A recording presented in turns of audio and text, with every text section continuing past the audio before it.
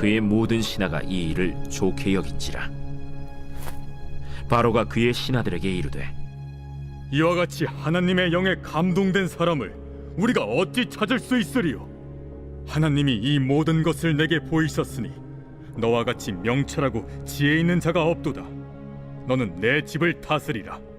내 백성이 다 내 명령에 복종하리니 내가 너보다 높은 것은 내 왕자뿐이니라. 내가 너를 애굽 온 땅의 총리가 되게 하노라. 하고 자기의 인장 반지를 빼어 요셉의 손에 끼우고 그에게 세마포 옷을 입히고 금사슬을 목에 걸고 자기에게 있는 버금 수레에 그를 태우매 무리가 그의 앞에서 소리 지르기를 엎드리라. 바로가 그에게 애굽 전국을 총리로 다스리게 하였더라. 나는 바로라. 애굽 온 땅에서 내 허락이 없이는 수족을 놀릴 자가 없으리라. 그가 요셉의 이름을 사브낫 바네아라 하고 또 온의 제사장 보디베라의 딸 아스낫을 그에게 주어 아내로 삼게 하니라. 요셉이 나가 애굽 온 땅을 순찰하니라. 할렐루야. 거룩한 주일 아침 행복한 아침 묵상으로 인사드립니다. 인생 역전이라는 단어를 생각하면 우리는 보통 로또 복권을 생각하게 됩니다. 우리나라에도 로또 복권 1등에 당첨된 사람들의 이야기가 종종 들리고는 합니다.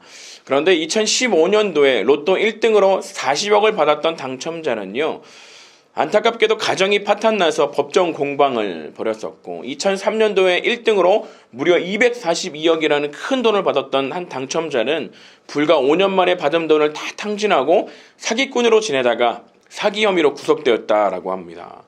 물론 모든 이들이 이러한 결말을 가지고 있는 것은 아니지만 그들이 공통적인 것이 있습니다. 그것은 갑자기 늘어난 재산을 주체하지 못하고 무분별한 소비로 인하여서 오히려 삶이 더 불행해지는 경우가 많았다라는 것이죠. 이들은 한 푼 한 푼 모아서 관리해본 경험이 없기 때문에 갑자기 바뀐 삶에 대해 제대로 대처할 수 없었다. 그렇기 때문에 오히려 이전보다 더 힘든 상황 속으로 빠지게 되었다라는 것입니다. 여러분, 그런 점에서 볼 때 우리는 요셉이 갑자기 애굽이라는 큰 나라의 총리가 되었을 때 갑자기 바뀌게 될 삶의 모습을 생각해 보게 됩니다. 요셉의 입장에서는 그야말로 인생 역전, 로또 당첨과도 같은 상황인 것이죠. 죄수의 신분으로 왕 앞에 섰던 그는 갑자기 왕의 인장 반지를 끼고 세마포 옷을 입고 금사슬을 목에 걸고 왕이 타는 버금 수레에 타게 됩니다. 왕 이외에는 자기보다 높은 자가 없는 권위를 누리게 되는 것이죠. 즉 자기 한마디 말에 온 나라의 국정이 바뀌게 되는 놀라운 총리의 권위를 지니게 되었던 것입니다. 뿐만 아니라 애굽의 태양신 라를 숭배하는 온의 제사장 보디베라의 딸 아스낫을 아내로 삼게 됩니다. 이것이 의미하는 것은 그가 결혼을 통해서 애굽의 최고 가문에 편입된 것을 의미합니다. 권력뿐 아니라 가문의 뒷배경까지 틀어지게 되었던 것이죠. 그렇다면 이러한 상황 속에서 로또 당첨자들처럼 요셉은 그의 마음과 행동이 변질되었을까? 결코 그렇지 않다라는 것입니다. 어떻게 그럴 수 있을까요? 저는 성경 속의 이야기가 단순히 이야기를 전하는 것이 아니라 그 속에 사람이 가지고 있는 그 사람의 심리적인 요소들도 하나님께서 그 이야기 속에 담고 계시다라는 것들을 발견하게 됩니다. 여러분, 요셉은 어린 시절에 형들에게 깊은 배신감을 경험하게 됩니다. 자신을 우물 속에 던져넣었고 다행히 그 속에 물이 없었기에 살았지만 형들은 다시 그를 꺼내 애굽의 상인들에게 노예로 팔아버렸습니다.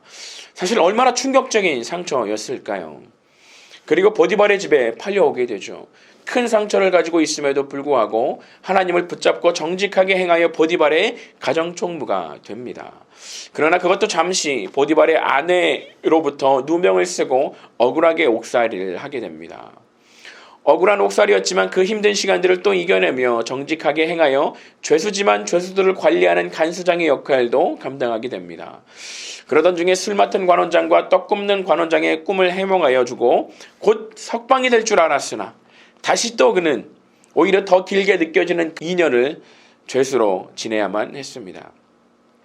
요셉이 만약 이러한 삶의 경험들이 없이 갑자기 총리가 되어 훌륭하게 통치를 했다고 한다면 그것은 쉽사리 믿어지지 않는 일일 것입니다. 그러나 요셉이 훌륭한 총리로서 다스릴 수 있다는 것이 신빙성을 가질 수 있는 것은요, 요셉이 이미 그러한 훈련들을 받아왔었다라는 것입니다.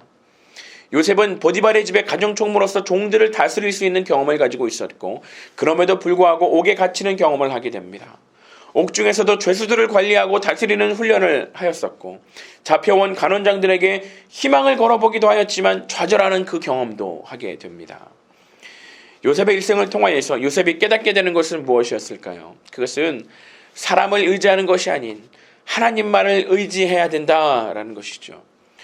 보디발의 집에서 가정총무를 할 수 있었던 것은 하나님이 자기에게 지혜와 명철을 주셨기 때문이고, 감옥에서도 마찬가지였고, 애굽의 바로 왕에게도 나올 수 있었던 것은 하나님께서 꿈을 해석할 수 있는 지혜를 자기에게 주셨기 때문이라는 것을 분명히 깨닫고 있는 것입니다. 총리라는 자리가 주어진 것도 하나님께서 자신에게 주셨기 때문이라는 것을 체험적으로 깨달을 수밖에 없는 것이죠. 그리고 언제든지 그것은 역사의 주관자 되시는 하나님 앞에서 뒤집어질 수 있다라는 것도 알고 있는 것입니다. 그러니 요셉은요, 이 권위를 남용하는 것이 아니라 하나님 앞에서 자신에게 주신 권위를 올바로 사용할 줄 아는 사람이 되어 있었다라는 것입니다. 사랑하는 성도 여러분, 우리의 삶 속에서도 깨달아야 할 동일한 진리가 있습니다. 그것은 사람을 의지하고 세상을 의지하는 것이 아니라 하나님을 의지하는 자에게 하나님은 그의 인생을 통하여 더 높은 곳으로 인도하여 주신다라는 것입니다. 하나님은 우리에게 언제든지 복을 주실 수 있지만 우리가 그 복을 온전히 받아 누릴 수 있을 때까지 훈련하시는 것이죠. 왜냐하면 갑자기 주어진 복이 오히려 그에게 화가 될 수 있음을 아시기 때문인 것입니다. 때로는 우리의 인생이 잘 안 풀리고 고난의 연속인 것처럼 보이는 모습 속에서라도 결코 낭망하지 않기를 간절히 축원드립니다.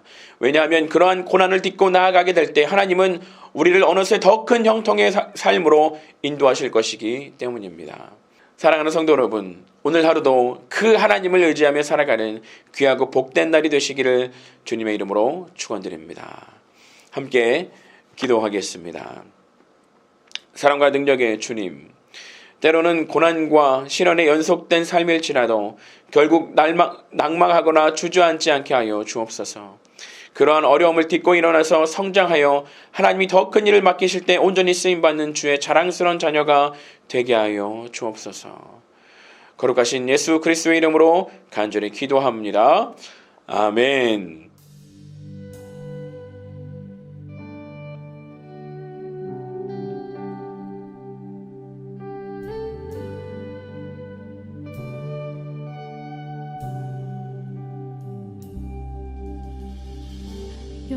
영원정에 나를 향한 하늘 아버지의 꿈,